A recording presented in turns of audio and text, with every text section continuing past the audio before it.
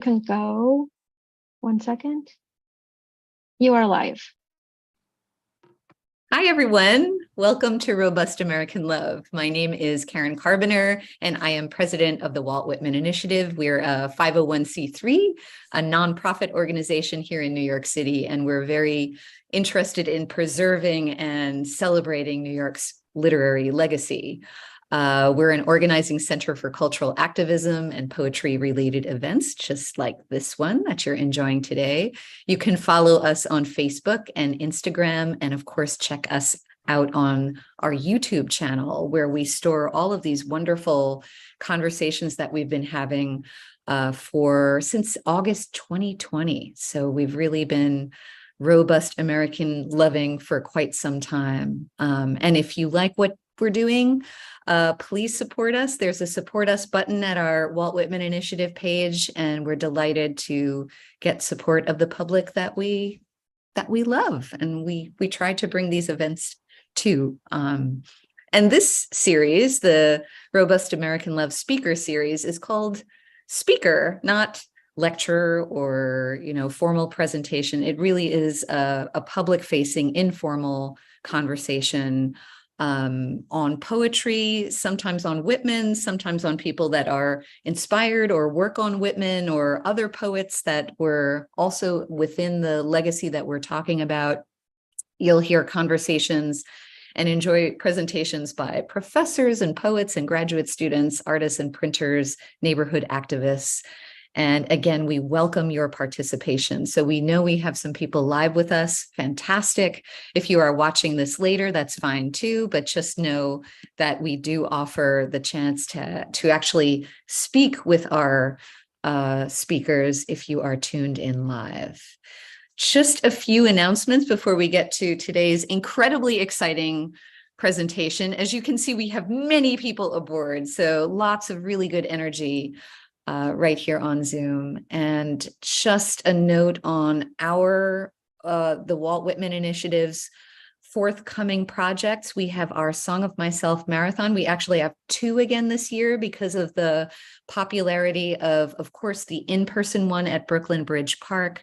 That will be in September, on September 10th. So please mark your calendar. Again, that live reading of Whitman's big poem, Song of Myself. And we are also having an online version, which we started in COVID. So this will be our 3rd. And I really hope that some of the people on this program participate, because we've got some amazing voices here. And we love it when people actually sing the Song of Myself. That will be June 4th. So coming up much more recently. And of course, we'd love to have your voice out there too. Everyone is welcome. It's a totally free event. And please stay tuned to our website for more info on that.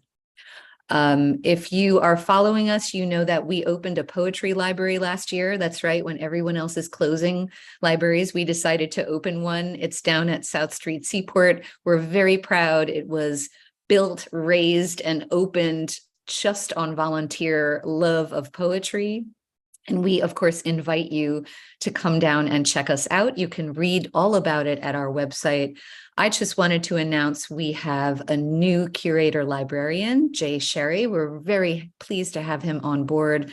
And we want to thank Andrew Rimby for really shepherding the project. Andrew is going to defend his dissertation in July, so he's taking a break from everything. Andrew, you are awesome.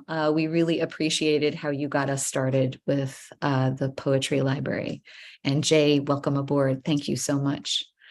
A couple of things coming up.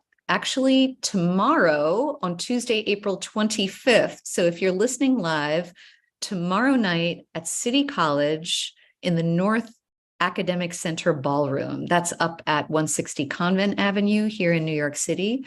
Starting at 6 o'clock, there will be a performance of Whitman on Walls. That's done by our friends at Compagnia de Colombari.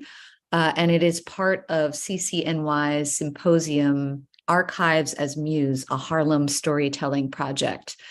Karen Coonrod, who is a very good friend of the Whitman Initiative, is moderating the event, which includes poetry recitations, performances, video, absolutely amazing huge scale project. Again, it's tomorrow if you can make it, 6 to 8 p.m., April 25th, up at CUNY City College. And you do have to RSVP, which you can do at the Campagna de Columbari website. One more thing, well, maybe more than one, but if you all are listening from Texas, which is not our usual stomping ground, but if you're in the Houston area, I will be coming down there on May 4th at the annual Walt Whitman celebration and the Gathering of the Poets at Lone Star College, just north of Houston in Montgomery. And I'm really delighted to give a presentation and participate with the poets there in a mass scale poetry reading. So that starts at 3 p.m. on Thursday, May 4th, just next in a couple of weeks, and hope to see you there. And then finally, something on our horizon also for Robust American Love is a new play called Walt Whitman's Warnings, which is going to have a reading out at the Whitman birthplace on June 10th. I will certainly be there. I'm going to bring my students to this. It's directed by Academy Award winner Milton Justice, and the script is by Sarah Vander Schaaf, and it kind of follows Whitman and his drive to create his legendary collection of poetry, Leaves of Grass. So it's not so much about the finished product, but about the problems and issues that he had as he was producing this monumental work of his. So please stay tuned to that. You can see a bit about it at the Whitman Birthplace website, again, June 10th, 2023. Before I introduce our guests, I have to say a big, big thank you to Zelia Raphael, who is the puppeteer behind this whole setup. Zelia, thank you. It would absolutely not happen without you. She is my PhD student at the University of Iceland and part of this new wave of Whitman and poetry scholarship. And I'm very proud to work with her. So thank you, Zelia. And of course, Jesse Morandi is helping out back there, and Tristan Pullen. Thank you all for making this all work. And now, finally, on to this really amazing crew we have assembled to converse about 3 very, very interesting projects that are just being finished up. And if you have tuned in, you know that we have a really long name for this show. It Ain't Over Till the Good Gray Poet and the Black lesbian feminist socialist mother warrior poet sing new operas inspired by Walt Whitman and Audre Lorde.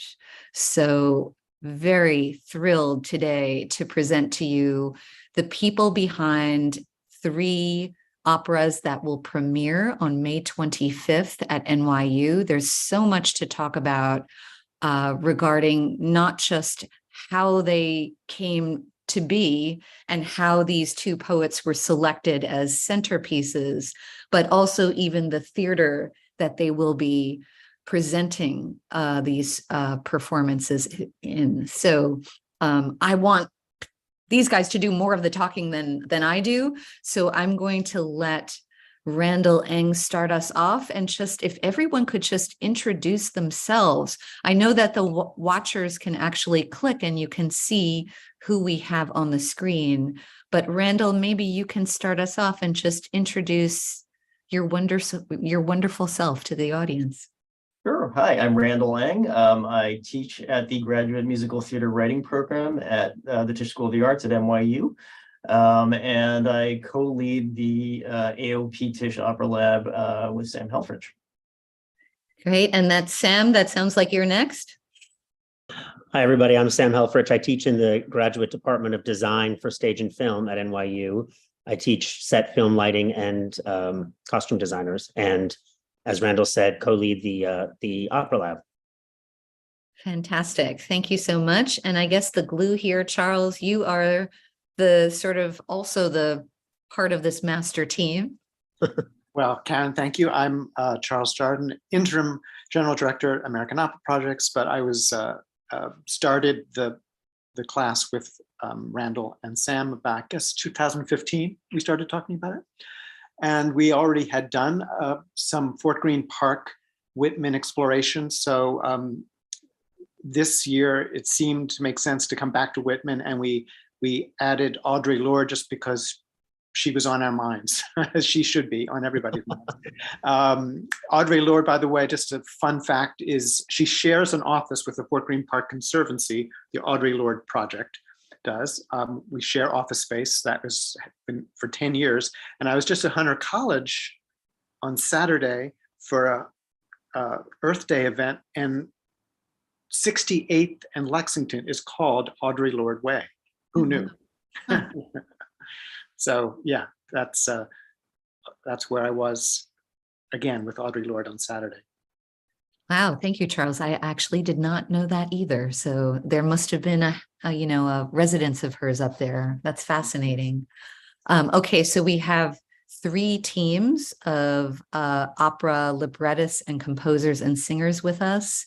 And I guess first I'll start with the opera. That's right, folks. The Walt Whitmans of Fort Greene Park, of course, inspired by Walt himself. And I want to welcome back Nathaniel Sullivan, who's actually been on Robust American Love before with Paula Kimper. Nathaniel, great to see you.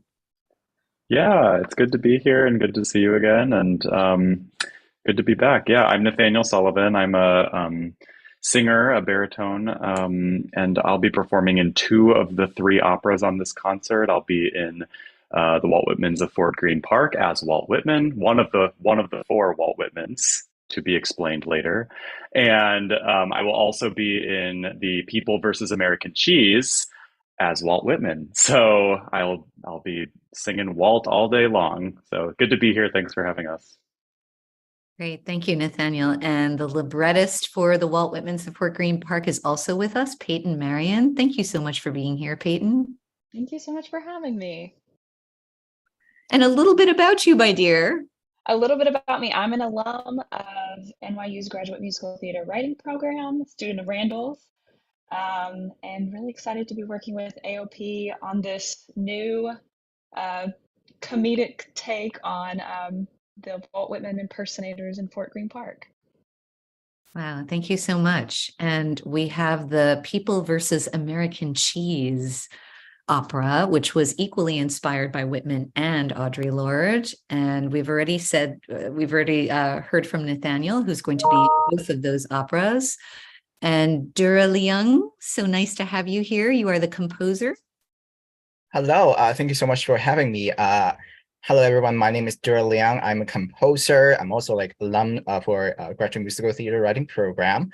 So I write music for The People versus American Cheese with my collaborator Claire Bierman, who is not here today, unfortunately. So I'm just here to talk about ourselves and in our opera later on. Thank you so much for having me. Oh, Durra, wonderful to meet you. Thank you for being here. And of course, we have Westlove 89, which is the opera inspired by Audre Lorde. And Sean Havrilla is with us. He's the composer. Hey, Sean. Hi, Karen, and everyone. I'm Sean Havrilla, composer for Westlove 89. I'm working with Troy Defour. I've got cycle 23, I believe, of Tisch graduate musical theater writing. So been part of that universe for better part of a decade now. Wow. Really excited to keep it going and be a part of this project. Fantastic. I'm so glad to have you, Sean. And Troy Defour is here too, the librettist. So I guess both of you work together quite closely. Yes. Hi. Nice to meet you, everyone. Thanks for having me. I'm the librettist for the piece. We're excited to dive into the world of Audre Lorde and seeing sort of what the poet meant to us as well. Our process has been exciting and interesting. It's lovely to meet everybody.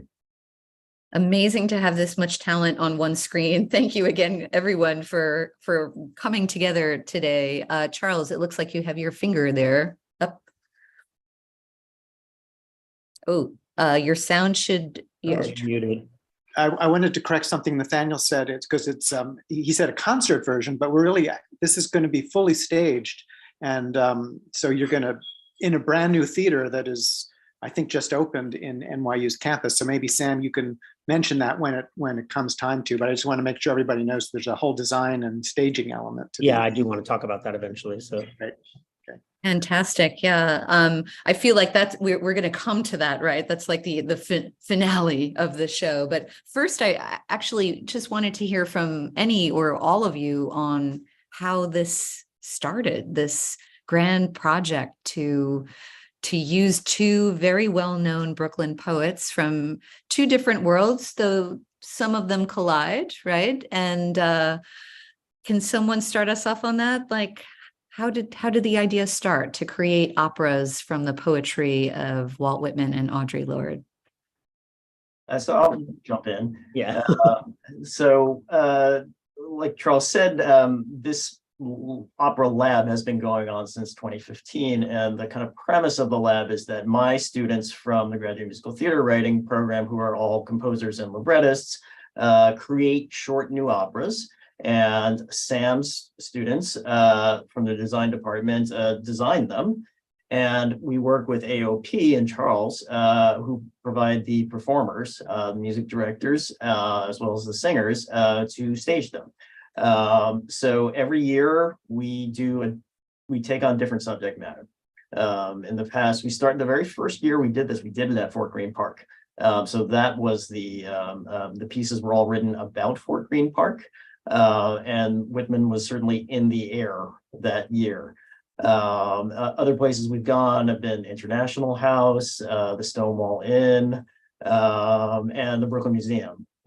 We did one year on Judy Chicago's piece of the dinner party. So every year we're looking for new subject matter as the prompt for what the students are going to write about. And this year, I think it was Charles's idea to do Whitman and Lorde because of the connections that AOP has strongly with Brooklyn. And with the confluence of those two writers. But for me, Whitman was on my mind because I had been commissioned to write a piece by Mirror Visions Ensembles for the concert that's coming up actually next week. Yeah, tell us about it. Go ahead, Randall. Yeah, I'm planning to go myself, but might as well tell folks. So it's a fantastic group called Mirror Visions Ensemble, and they're going to be premiering a song of mine on the Whitman poem Miracles next Monday at Merkin. Daniel McGrew, tenor's going to sing it. I just had a rehearsal a couple days ago, and he's great. So and it was a poem that like meant a lot to me because I wrote this piece during the pandemic, and we'll talk about this more some other time. But basically, I was thinking a lot about Whitman. Because of that. And I had these connections with Audre Lorde as well, because she went to my high school, Hunter College High School, which I think is probably the reason that 68th and Lex connection is there, because of her connections with Hunter College. And she also lived on Staten Island for a long time, which is where I'm from. And my daughter was reading her work, and there were things about the iconography about these two poets that I think kind of spoke to each other that some of these pieces are picking up very strongly about how these two poets were very meaningful for their work itself, but also meaningful for what they kind of stood for and what other people have, the layers of accumulated meaning that other people have been inspired by to do things with. It just seemed like it was going to, for both of them, it was going to inspire the students to do all sorts of interesting things. I guess what strikes me right off the bat is that they're both queer poets, both really proudly queer poets. Has that influenced a lot of what you all have been working on with these operas? Peyton, I see you nodding like crazy. You might as well jump in.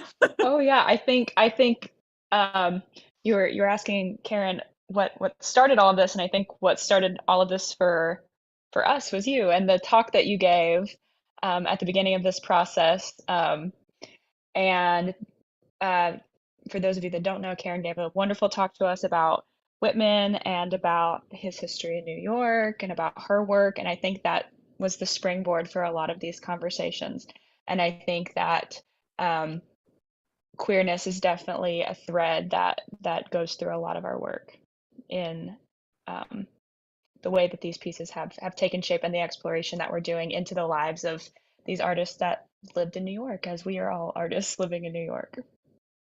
And I guess, Karen, I'll just jump in yeah, something about you, Karen, is that you've helped me personally through your connection with Whitman, really, I guess, digest fully his comments about the future, because Whitman was so involved with people standing in his shoes, in his place, looking at the future. So that really transformed my work as a producer of opera, thinking about how creative artists stand in each other's footsteps and on the shoulders of others. So I try to give that, as a producer, I try to give that to the teams that I work with that are going to be doing new work that goes out to a new audience. So I really credit you, Karen, with that. well, thank you. Thank you for the kind words, Peyton. Yeah, thank you so much, Charles. I'm also just thinking and, just opening up this conversation for us about race, of course, because we have Audre, who's Black, and Whitman, who's been critiqued lately for racist commentary. Was that something that also kind of helped shape these three different operas? I can jump in. Please, So Durra. yes, hi. So yes, as you said, that Walt Whitman and Audre Lorde, they have different ethnicity backgrounds, and also they're from different time periods. And so for our piece, The People versus American Cheese, which both my collaborator Claire and I, we both have Asian heritages. So we all have different ethnicity backgrounds and from different time period, and we also have different proximities to queerness and Americanness, whatever that means. So that was actually that actually is the entry point for our opera as we are mapping out the idea of what to do. So yeah, so for our piece, that there's four characters. It's Walt Whitman, Audre Lorde, and there's a fictionalized version of myself, Durra, and Claire. So these four characters, in reality, there's no way that we'll be together, but we just in the opera that we are writing, we just throw them all together, and in a superhero action movie style, trying to fighting off American cheese, just to add another level of another layer of the ridiculousness. So yeah, so I think that's something. It's just because the different ethnicity backgrounds, the differences of Walt Whitman and Audre Lorde, that inspires our piece. Durra, I'm so glad you spoke up, and especially about American cheese, because I needed that explained. I mean, are you talking about just sort of the cheesiness of being American, or is it actually American cheese, like that unmeltable square cheese that kids eat in this country? Oh my God, yes.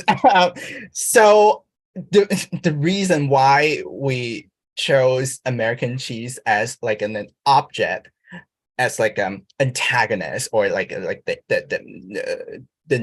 enemy of the world, the enemy of the people, is because American cheese represents the default, and the default in this real world that is heteronormativity is one of the default.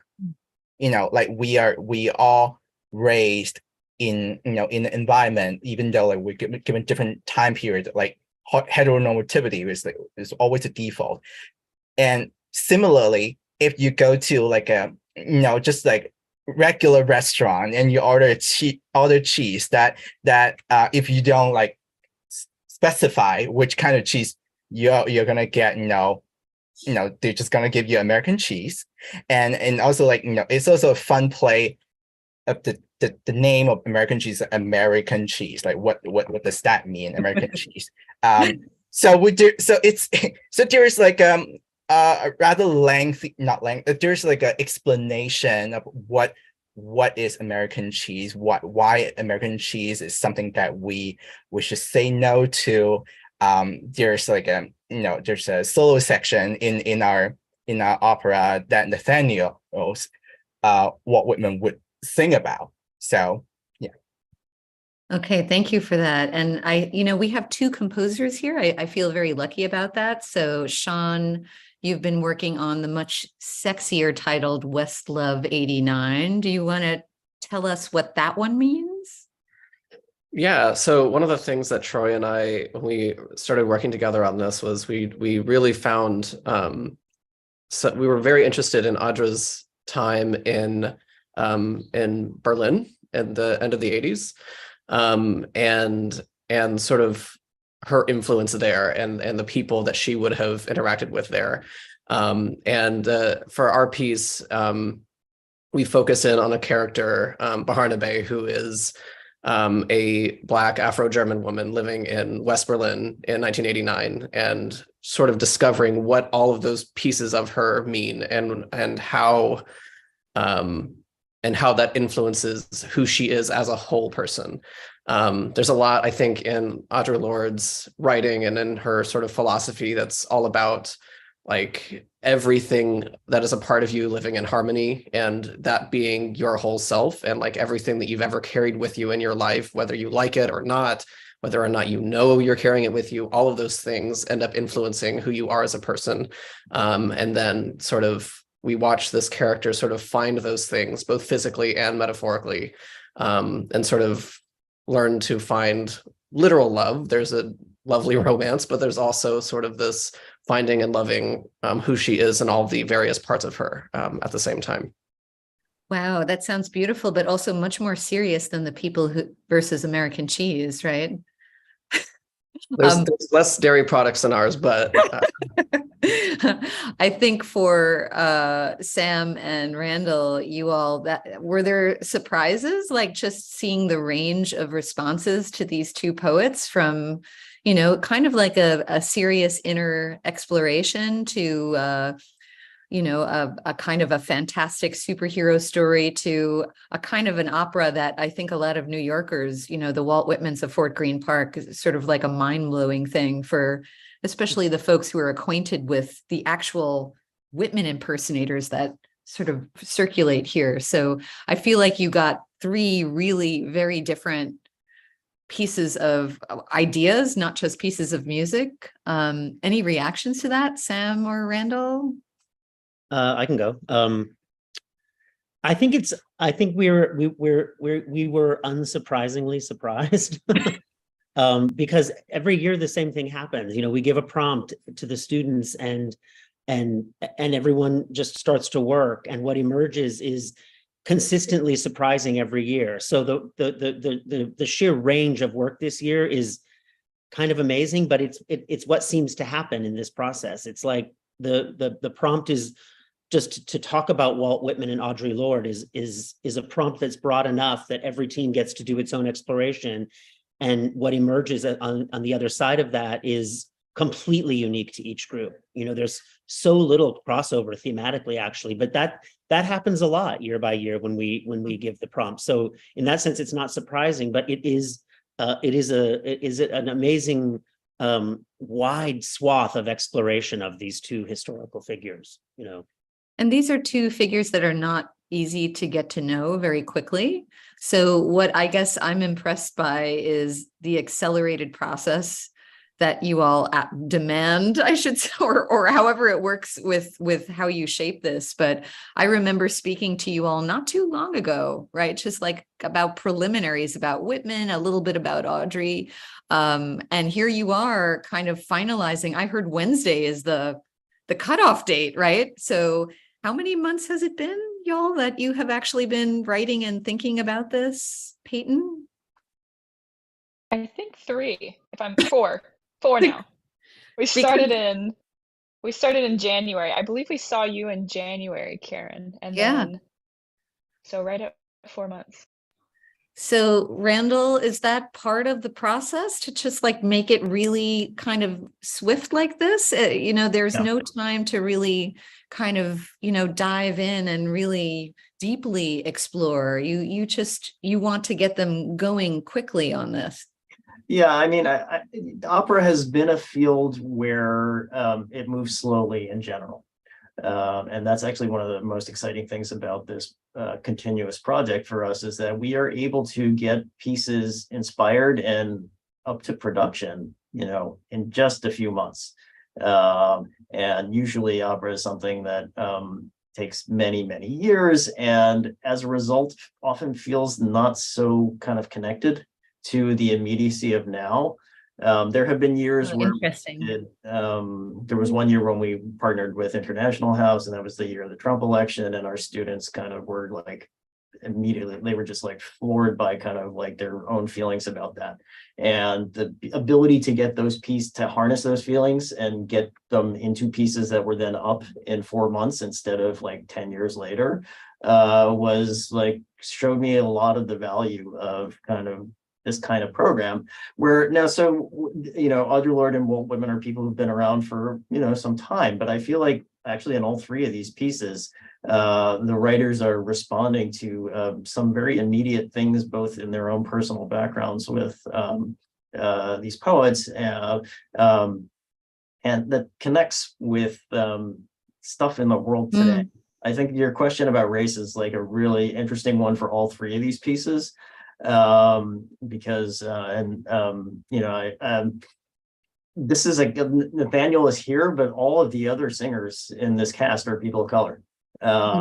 So of the Walt Whitman impersonators in Peyton's piece, as Nathaniel and three people of color, and their kind of connections to what Walt Whitman means to America of today is really interesting to think about.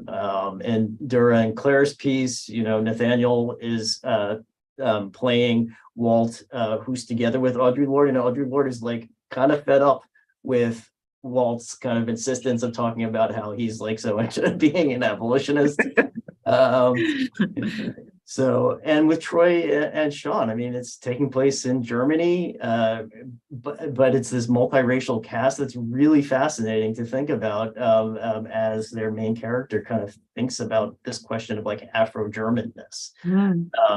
So I think with all of these pieces, like the subject matter of these two poets really connected to things that are very much today.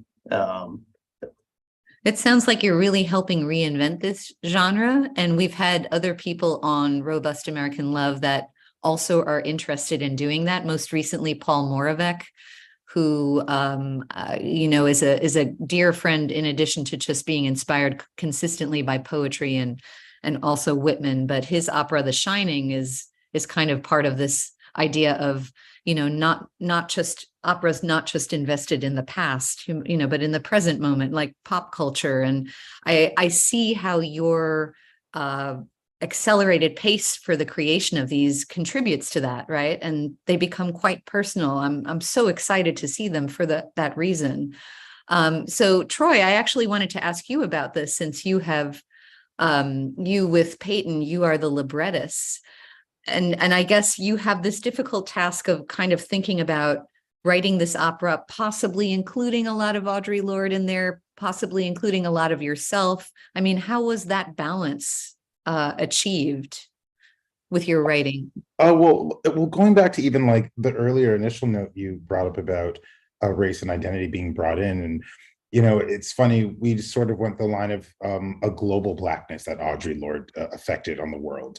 So she had to change in so many places other than just the American poetry kind of market or industry. She affected lives overseas. And so it was interesting because I didn't really have to put too much of my personal self into the text or the idea, but where I dove into it was the discovery of my queer self, which is something that Audre Lorde as a poet did with her poetry in Germany. One of her main pieces that stuck with us was the erotic essay. And the erotic essay it's a strong discussion of look at the history of feminine body and beauty, and how people would look at the body and beauty and what it really is and what it should be to her, and the freedom of, and sort of unapologetic lust and safety. So I found that something very interesting, that this woman would, go and do that. And, 1980s West Berlin, you could do that. So have fun. And so I think writing the libretto and finding the balance of how much of what to put in was easy when I just said, let's focus on Audre Lorde. But then it was finding the balance of, well, is it just her poetry, or what did her poetry do? Like, what did she end up needing to do? And so our piece, or our opera, is basically plotted and constructed around a woman who has to write a poem, but she said, I'm not a writer. I don't know how to write about my Afro-German life. And she then goes, as Sean was saying, to discover that. So I think that was something very key that we forget, as opposed to just the poetry and the words on the page. What does it actually do for society, the people that are reading it? Brilliant. I feel like, and I'm right now engaged in writing a new biography of Whitman, and I feel like I wrestle with this too, right? It's not just the person or the work, but the greater, who cares? Like, why are we still reading them? What did they actually do? So that's fascinating to really dive into her that way. Peyton, like, I'm trying to kind of wrap my head around sort of doing a libretto for the impersonators. So I guess you had to rely on some Whitman texts, right? Because they're pronouncing these texts. We did, and actually that's probably one of the most a nerve-wracking part of the process, is how are my words going to stand beside of the immortal words of Walt Whitman. The exciting thing about our piece is, I think, like, we have a great respect for what impersonators and impressionists do for us and give us, as they give us that connection to the past. But it is a take that is, these are artists, these are creative people just like all of us. And I think there's also a thread through all three of these pieces, where you see the writers within them, all of us, and all of these pieces actually have something about being a writer or making creative work. So I think that's a way we found our ways to Whitman and to Audre Lorde in all of this, and that connection, writer to writer. So we have one of the Whitman impersonators here, Nathaniel, and I would love to hear about, because I'm really impressed now with what Peyton has been saying also about bringing personality to an impersonator, right? That it's actually a person. And I think, forgive me if I'm wrong, Daryl, but one of the really well-known impersonators here in New York is Daryl Ford, who must be, as I said to you all before, around 90 years old. He's the spitting image of the good gray poet version of Walt Whitman. And he always called himself a Whitman personator. So not an impersonator, but a personator. Can you tell us a little bit about, like, this kind of delicate role that you've been asked to play as a Whitman impersonator? Yeah, so in the opera there are 4 personators, if you will, and we're sort of loosely named after the days of the week that we've agreed to be in Fort Greene Park. So I am Monday Walt. Monday is my day to be in Fort Greene Park personating Walt Whitman. And I think it's brilliant how Peyton, with her words, and then Zach with his music, have given each of us a unique personality, showing that, any kind of person from any kind of background can come to Walt Whitman's work, and have it mean something unique to them. And through the course of the opera, we kind of go through modes of bickering with one another and saying, well, no, he meant this. When he said this, he actually meant this. And, well, no, actually, and of course, then there is the moment of unification when we kind of reach this universality of Whitman's words. So I think it's really exciting and fun to get this new music every couple weeks, and now, Wednesday we have to have the finished product, and see how my character and all of our individual characters have developed from the beginning. It's been really cool to see, how Monday Walt has evolved to be sort of the one who is very proud of being an impersonator, and that I've been doing this for any number of decades, and, just takes such deep, deep pride in the work and respect for Whitman's words. So yeah, it's such a blast to do this and to get to be this person. So you're not only Monday Walt, but you're also Walt in The People versus American Cheese, right? So you're uploading a lot of Walt these days. You have a unique inside view to two of these operas. Do you care to kind of, I don't know, do you want to give us any juicy bits on the differences between the two? Yeah, I mean, the sort of the most obvious difference is that in Peyton and Zach's piece, I'm playing a person playing Walt, and in Durra and Claire's piece, I'm playing Walt himself, and so there's sort of the baseline difference. In terms of how the character is different, I think a question, and this sort of ties back to what you were saying earlier, and what Troy was saying about what do these poets' works have to do with us today, and what do they, sort of compel us to do? I think that's kind of a central question of, at least in my interpretation of Durra and Claire's piece, is that one of the thematic questions is okay, well, you were poets and icons is a word that is repeated a lot in the piece. You were icons then. What does that have anything to do with us?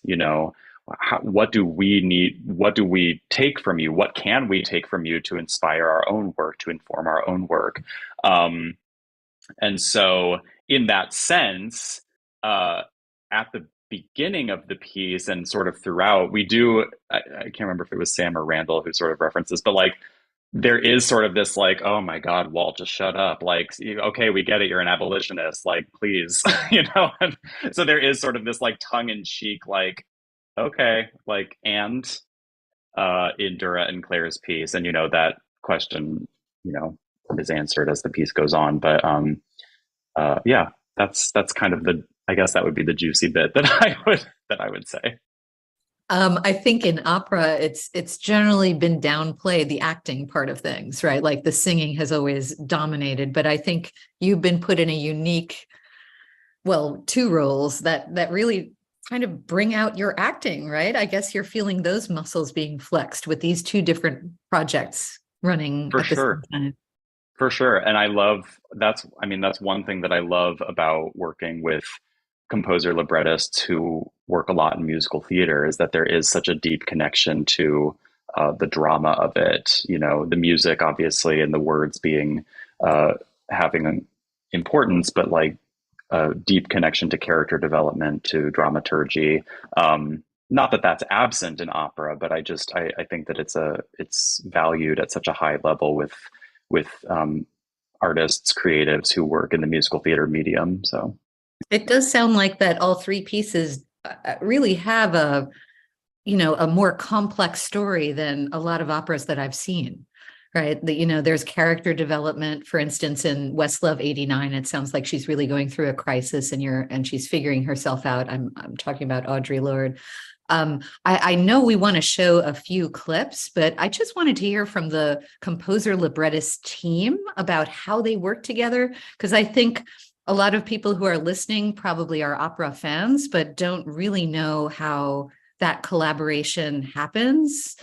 Sean and Troy, how did you work together? Or was the music composed first, or what was your process like? And I'll ask you guys that as you talk about this, I want to frame this that the singers are way more involved in this than in a typical kind of development process. So it's not the case that the piece is written and then the singers kind of actualize it. Instead, what's happening is that the singers are cast at the beginning of the process before anything's written. And every couple of weeks, the writers bring in material and the singers try it out, and then they give feedback. And a lot of what is happening in terms of how these roles are being shaped and conceived and just what these pieces are about is because of talking with the performers. So Sean and Troy, you want to begin? Wow, that's that's fascinating. And Nathaniel, I guess that ties with what you just said, like about how Monday Walt is being shaped by you, right, as the process goes along. Yeah, Sean and Troy, any like now I'm seeing it's kind of a three-way thing going, right, with your performers and you both, but would love to hear from you on how this all happens. Yes, it's essentially almost like a three-way collaboration. And Randall, that's a great job of explaining it, because I look at a lot of some of the character work I was doing with the specific character, and I know there was one singer who I was like, oh, I want to put their personality so much into this character, but how do I do that? And I got to a point where I did, and they just sounded so full and lovely and felt confident in what they were saying, because they were starting to also understand more their character line. But we did work together. It wasn't really a music first. We submitted our application on what we wanted to do. I wanted to do this big, grand, 3-hour Puccini-ish gay Black opera in Germany, love story in Germany. And then we were just like, oh, we have 30 minutes. Oh, I didn't know they're 30 minutes long each.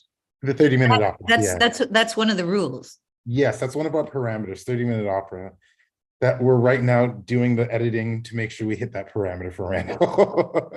And so we said, okay, what can we construct there? And I like working in quick scenes and flash moments and a lot of action, but still in a straight line that gets us to something. And we presented our application, and then we just started doing, I would send in some words, and then Sean would present some material to me. And then when we would get in the room, we would hear what it sounded like. We would record it ourselves on my laptop, and then we would just upload it in our Google Drive folder. We had our own shared Google Drive that we worked out of every week, that was separate from one that Randall provided for us. I'm a taskmaster, so I'm a list person. So it was very good that we were able to figure that out. One thing I learned, which was a great lesson I learned from Mark Campbell, was, make sure it's good to have a collaborator that aligns with your politics, and not politics like who you vote for politically, but aligns with some of your views in the world and how you feel and what you want to say. And I found that was, Sean being a queer individual themselves, that was something that was a strong alignment right off the bat. And we found a lot of intersections in the voice we wanted to say and put out there, or the voice that we want to say things with. So yeah, I'd say it was a good back and forth. It took a while to find the center of what I wanted our protagonist to run through. But then when music comes into play, music starts to then also tell you your story in a different way. And it helps you know where you want to cut some words or dialogue, or if you want dialogue, or if you want to change a scene. So I found our flow there of words to music and then just melding it was a great process so far. Thank you. Sean, you want to add to that? Yeah, well, just to say yes, agree with everything he just said. I think we found a lot of common ground, and we just, even outside of this opera, we've been able to just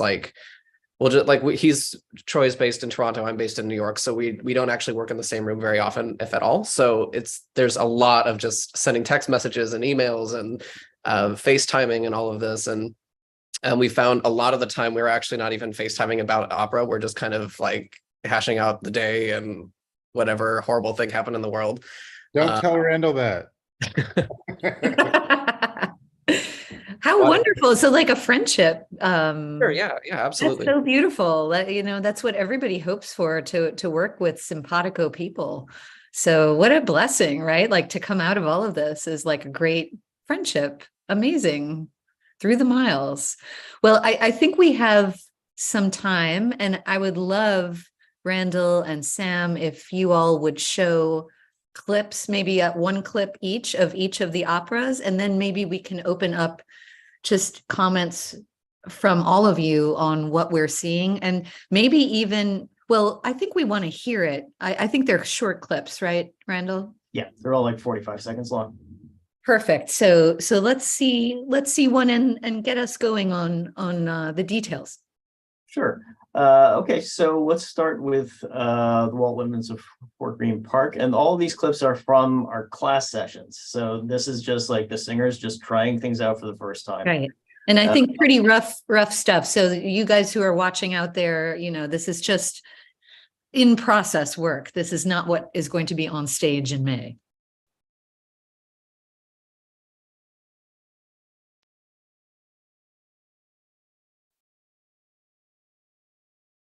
Days of the week, Friday, Saturday, Sunday, Monday, the 3 remaining days shall remain faultless, and that's the entirety of the agreement.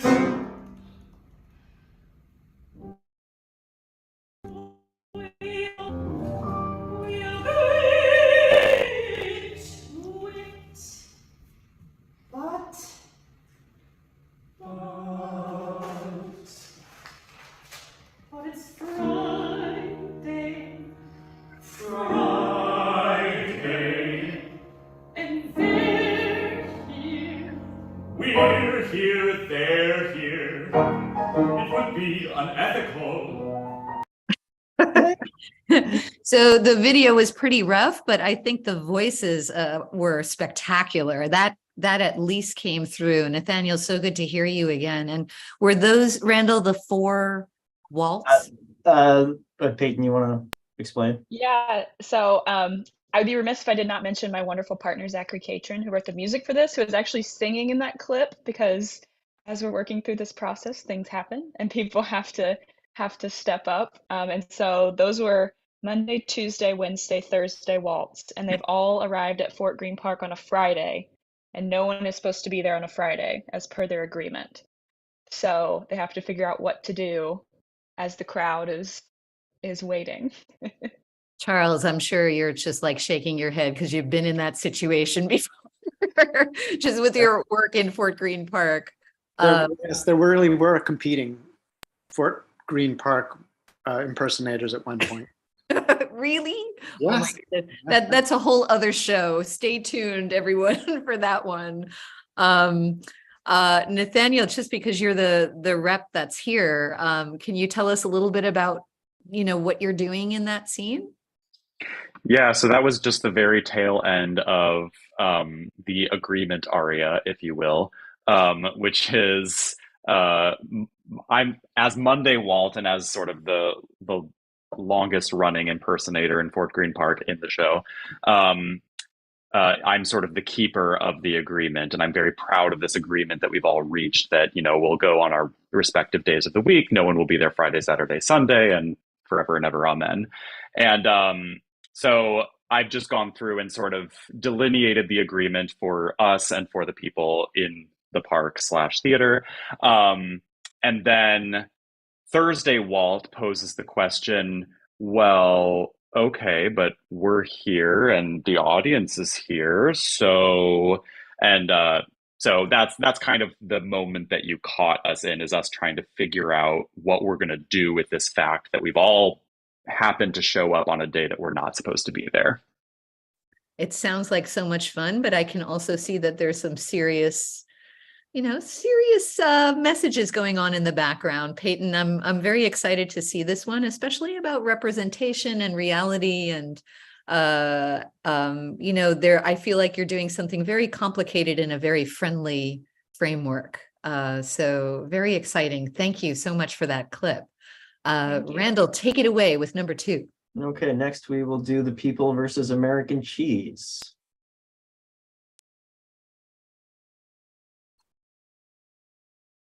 Political figures and celebrities who were brought onto this carnival cruise line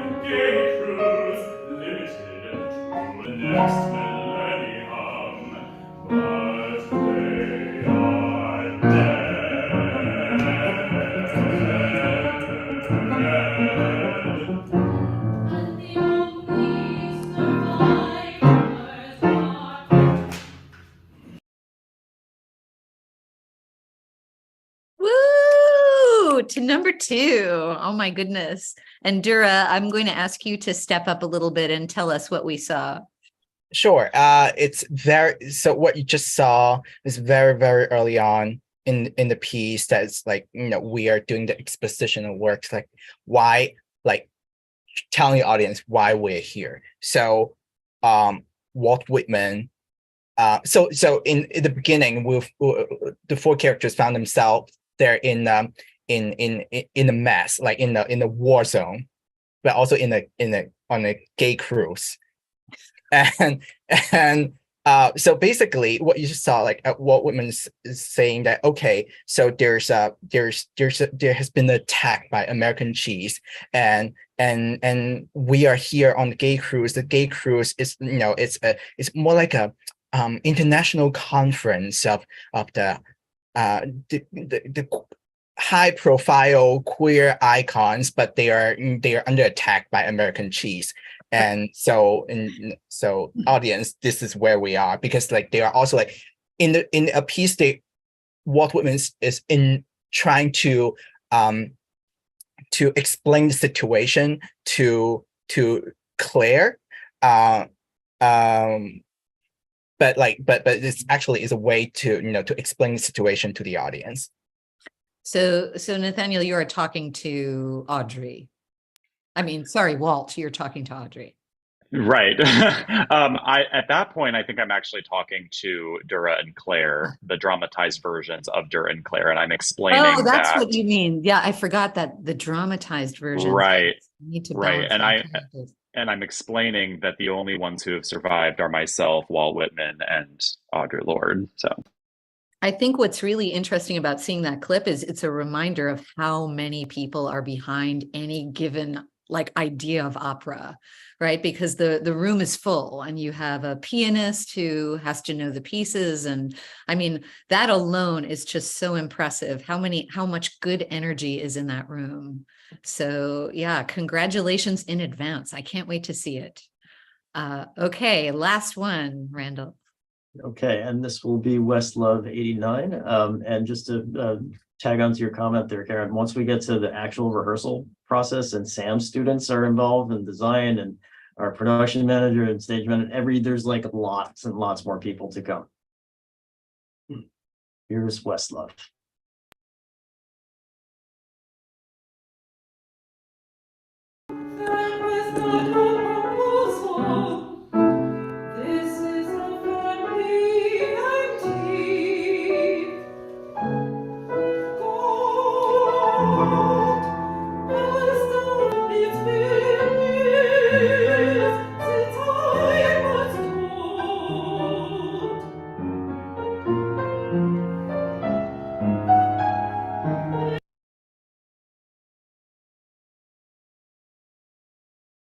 Wow, another incredible piece. And who is that divine soprano that we're hearing?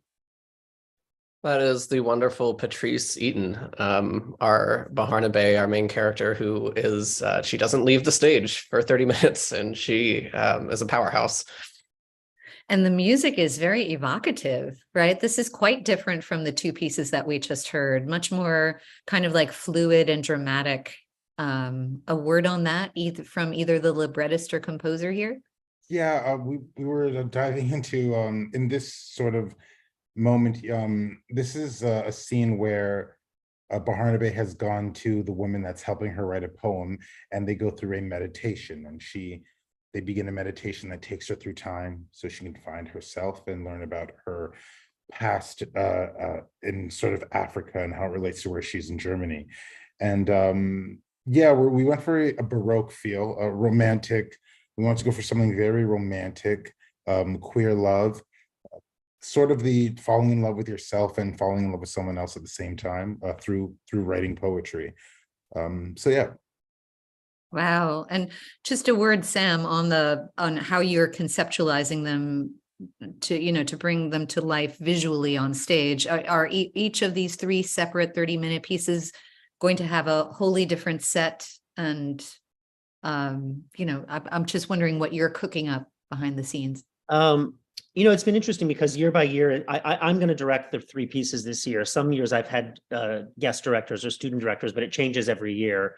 And actually, I'm really looking forward to jumping back into wearing that hat, and I'm really looking forward to doing these pieces. So I've just started working with a group of students in my department who are set, costume, and lighting designers, and we're just beginning to conceptualize the pieces. In fact, we just had our first round of meetings this week. And we're working in a fast and furious black box situation. We're going to rehearse the pieces for 8 days, literally. Oh my gosh. And so the situation is kind of a throw everything on its feet situation. One of the things I really strongly believe, and have always believed this as an opera director and developer of new work, but really through this program, is that as writers, for the composers and librettists, you can't really understand what you've written until you see it, because these things are being written to be seen and performed. So we listen to them week after week in the laboratory, as you just witnessed. But something will change when these singers take on these characters and perform them in front of an audience with props and scenic elements and costumes and all of those things. And it's an essential part of making a new opera, understanding what you've written by seeing it performed. So we're just that process is just starting, and we're going to be working, like I said, fast and furious for the next 4 weeks. I think it's 4 weeks, yeah, to make it all happen. And we're really excited that NYU, for one thing, NYU is right in the village. So thinking about Greenwich Village as an intersection of a historical wave of poets, including Walt Whitman and Audre Lorde, is always exciting. But we are going to perform at a new theater. NYU just opened a new building down on Houston Street that has 2 new theaters in it that our departments will be using a lot in the future. But we are going to be one of the first projects ever to perform in this new theater, which is the African Grove. It's the theater's been named the African Grove because the building sits historically on a site where a major African-American theater company from the 1920s had their theater space on Bleecker Street. And it's exciting and challenging also to be the almost inaugurators of a new theater space. No one's used the lighting in that space yet. No one's used the dressing rooms yet. It's all absolutely brand new. So this is all, in many ways, a huge experiment. I think that is so exciting. As an NYU faculty member, I'm thrilled actually to hear that you all are going to be in there first. That's within the Paulson Center, right? The new huge, if people haven't seen it, on Houston and Mercer, that really big building that NYU is just completing. What a thrill to be in there first, and with these meaningful pieces. And once again, the details will come out on the American Opera Project's website, right, where people can access information about how they can see these performances. Again, the dates, Sam, Randall? The performance is on May 25th and 26th in the African Grove. And yeah, the information is forthcoming. And hopefully we will post it also at the Whitman Initiative website, and I will definitely be there. I don't want to end this. It's like a party, but I have to. We're just about out of time, but I did want to ask if anyone has last words, and that could be maybe words of Audre's or Walt's that hit you hard when you were going or you're still going through this, or if it's also words of advice, because we do get a lot of people who watch who are aspiring poets and musicians and artists and so forth. So hate to put you all on the spot, but if anybody has any words that they'd like to share, that would be great. Well, Karen, you should quote the poets to come. That's always the best. That's always the best line of Whitman. Really, I'm going to send people to that poem, right, where Walt really gestures outward to people in the future who will supersede him, actually, not just follow him, but actually do better. Poets to come. Anything else? Any advice? Anyone? Because you all are doing some very specialized work here that, perhaps somebody would like to do, but just doesn't even know how to start. Like, for instance, with libretto work or composing work. work? Any insights? One tiny Sure. insight, like Yeah. one small one I can give is, especially with this for us, I like to sometimes, you don't have to be a perfect, or you don't have to be a know-it-all at your subject or everything. I do believe in write what you know, but often I will approach my a new piece that's interesting to me, or something that's a little bit not familiar to me. I'll approach it the way I'll approach a documentary, and documentaries are always about asking a question and finding out what the answer is, and maybe not even having the answer at the end, but just going through it to find answers. So I say, just, approach it with a question: why you want to discover this, what's interesting to you about whatever you want to write, and that will probably help you write it as you find that as well. So that's one note I'll say as a librettist. And yeah, lots of scansion studying. I was just reading today that phonics is newly hot again. I was so happy. So finally, people are turning back to reading after concentrating on math for a very long time. So you all are part of this and keeping poetry and the arts so alive and so contemporary. And I'm honored to be hosting this, and so pleased to bring it to the public. Again, on the Walt Whitman Initiative site, we do have information. Thank you to Zelia, who is making it all possible and has actually put up links at the Walt Whitman Initiative website so people can follow up on this immediately. And of course, thank you to everybody present for hanging out and sharing what sounds like it's going to be an amazing evening of opera and poetry. All right, everyone. Thank you so much. See you next time.